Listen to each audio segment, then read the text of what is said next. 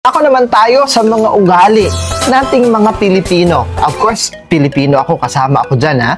Ugali nating mga Pilipino na nagiging dahilan o sanhi kung bakit patuloy tayong naghihirap at karamihan sa ating mga Pilipino ay nasa estado pa rin ng kahirapan. So, iisa-isahin natin ito.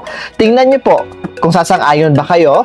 Makinig mabuti, tingnan ninyo kung meron ba kayong pag-uugali na ganito.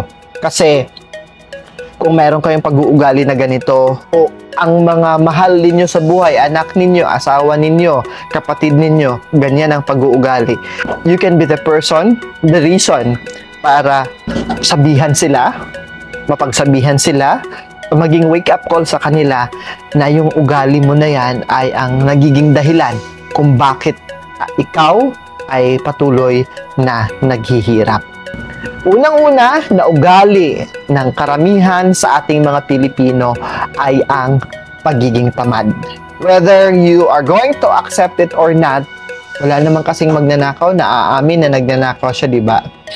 In some ways or another, binibisita tayo ng katamaran.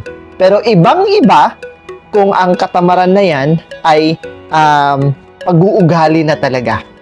Yung araw-araw mo lang ginagawa. Yun.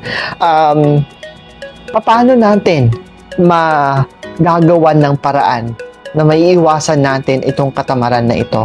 Actually, it should start sa mga bata.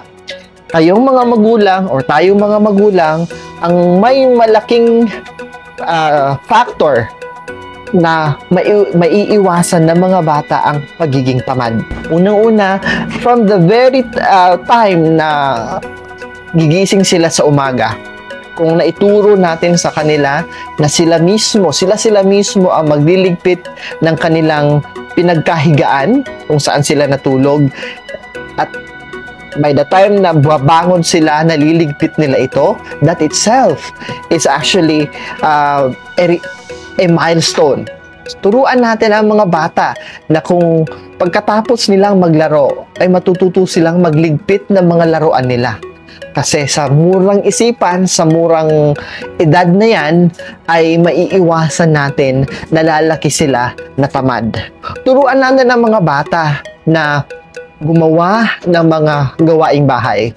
Kasi pagdating ng panahon na sila na ang gagawa ng sarili nilang pamilya, paano yan? Tatawagin pa nila yung nanay nila, tatawagin ka pa nila na, "Nay, tay, paano ba ang pagsaing? Nay, tay, paano ba ang ganito? Kasi paano ba ang pagluluto? Paano ba ang paglalaba?"